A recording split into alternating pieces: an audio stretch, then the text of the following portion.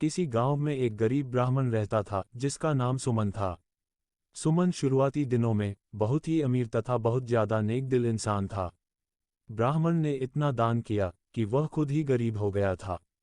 परंतु आज भी वह ब्राह्मण दिल खोल के दान करता था। लेकिन फिर भी गरीब ब्राह्मण कभी अपने दानी होने पर घमंड नहीं करता था और वह हमेशा से ही दान करता था। अब वह बहुत ज्यादा गरीब हो गया था, लेकिन फिर भी वह अगर एक रोटी भी दान करने के लिए मिल जाती तो दान करने से पीछे नहीं हटता था।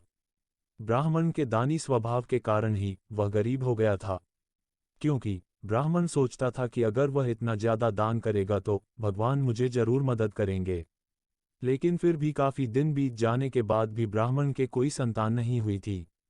फिर भी वह हमेशा से भगवान के नाम पर दान करता आ रहा था। अब ब्राह्मण की उम्र बहुत ज्यादा हो गई थी और वह बहुत ज्यादा कमजोर हो चुका था। उनके पास खाने पीने के पैसे नहीं बचे थे। अब ब्राह्मण से किसी भी तरह का काम भी नहीं हो पाता था और अब नौबत भूख मरने की आ गई थी। तभी दूर गांव में ही किसी ने कहा कि एक सेठ है जो कि ईमानदारी खरीदता है, उसके बदले में वह सारा धन दौलत देता है। ब्राह्मण ने सोचा कि मेरे पास तो बहुत सारी ईमानदारी है, जिसे बेचकर हम कुछ ना कुछ खरीद लेंगे।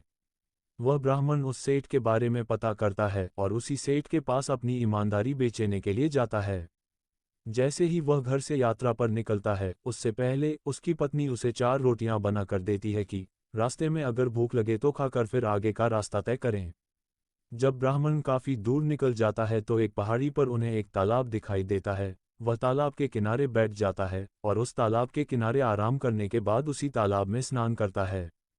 फिर वह ब्राह्मण अपनी वही 4 रोटी निकालकर खाने लगता है। तभी उसके सामने एक कुत्ता आ जाता है और कहता है कि मेरे बच्चे बहुत भूखे हैं, क्या आप मुझे रोटियां दे सकते हैं? ब्राह्मण उस कुत्ते को एक रोटी दे देता है। एक रोटी खाने के बाद कुत्ता कहता है कि मुझे बहुत ज्यादा भूख लगी थी, एक रोटी में मुझे कुछ नहीं होने वाला है, मुझे दूसरी रोटी भी चाहिए ताकि मेरा पेट भर जाए। और उसके बाद ब्राह्मण दूसरी रोटी भी उस कुत्ते को दे देता है और इसी तरह से उन्होंने दूसरी रोटी भी कुत्ते को खिला दी। ऐसा करते करते अपनी सारी रोटियां कुत्ते को खिलाने के बाद वह आगे की तरफ चल पड़ता है। आगे चलते चलते वह उस सेठ के पास पहुंच जाता है जो ईमानदारी खरीदता था और उसके बदले में उसे बहुत सारा धन दौलत दिया करता था। जब वह सेठ के पास पहुंचता है तो गरीब ब्राह्मण कहता है कि मेरे पास बहुत सारी ईमानदारी है, क्या तुम मेरी ईमानदारी खरीदकर मुझे बदले में कुछ पैसे दोगे? उस सेठ की पत्नी बहुत ज्यादा पढ़ी लिखी विदुषी स्त्री थी, इसी कारण से वह लोगों को पहचान लिया करती थी। जैसे ही बुढ़ा ब्राह्मण उसके पास पहुंचता है, वह अपनी पत्नी को कहता है कि जरा देखकर बताओ कि इनके पास कौन कौन सी ईमानदारी है। तभी उसकी पत्नी इस बात का आकलन करने लगती है कि इस ब्राह्मण के पास कौन सी ईमानदारी है जो आप इसे खरीद सकते हैं। तभी उसकी पत्नी ने कहा कि यह जो आज एक कुत्ते को 4 रोटियां खिलाई है, यह ईमानदारी इनकी सभी ईमानदारियों से बड़ी है। अगर आप खरीदना चाहते हैं तो इनकी यही ईमानदारी इनसे खरीद लीजिए। तो सेठ ब्राह्मण को कहता है कि आज आपने जो 4 रोटी कुत्ते को खिलाई थी वही ईमानदारी हम खरीदना चाहते हैं। वह बूढ़ा व्यक्ति कहता है कि ठीक है, खरीद लीजिए और उसके बदले में आप मुझे जो चाहिए दे सकते हैं। फिर सेठ ने उसकी ईमानदारी के बदले में बहुत सारी धन दौलत हीरे मोती निकालकर ब्राह्मण को दे ही रहे थे। तभी वह ब्राह्मण कहता है कि रहने दीजिए, मुझे किसी प्रकार की धन दौलत नहीं चाहिए, ना ही मैं अपनी ईमानदारी को आपके पास बेचना चाहता हूँ। उसके बाद वह सेठ कहता है कि ठीक है, आप मना कर रहे हैं तो आपकी मर्जी, आप बेचना चाहते हैं या नहीं इसका फैसला आप कर सकते हैं। फिर वह ब्राह्मण जिस रास्ते से गया था उसी रास्ते से वापस आने लगता है। रास्ते में वही तालाब दिखता है जहां पर ब्राह्मण ने रोटियां खाने के लिए रोटियां निकाली थी। ब्राह्मण जब उस तालाब पर पहुंचता है, उन्होंने वहां से पत्थर के टुकड़े तथा बहुत सारी लकड़ियां अपने रुमाल में बांध लेता है और घर लेकर चला जाता है तथा अपनी पत्नी से कहता है कि ये लो हीरे मोती, इसको सही से रखो। लेकिन उनकी पत्नी को हीरा मोती देखने की बहुत उत्सुकता थी, क्योंकि उन्हें यकीन नहीं हो रहा था। जैसे ही ब्राह्मण किसी काम से बाहर घूमने के लिए जाता है, वैसे ही उसकी पत्नी रुमाल को खोलकर देखने का प्रयास करती है। जैसे वह उस रुमाल को खोलती है तो देखती है, वह आश्चर्यचकित रह जाती है, क्योंकि उसमें बहुत सारे हीरे मोती इत्यादि महंगे सामान थे।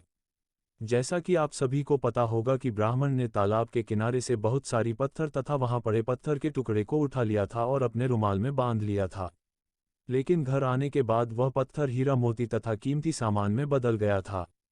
जैसे ही ब्राह्मण घर आता है उसकी पत्नी कहती है कि इस रुमाल में तो बहुत सारे हीरे मोती हैं। ब्राह्मण रुमाल की बात पर यकीन नहीं होता है, वह कहता है कि जाओ रुमाल लेकर आओ, हम देखेंगे इसमें क्या है।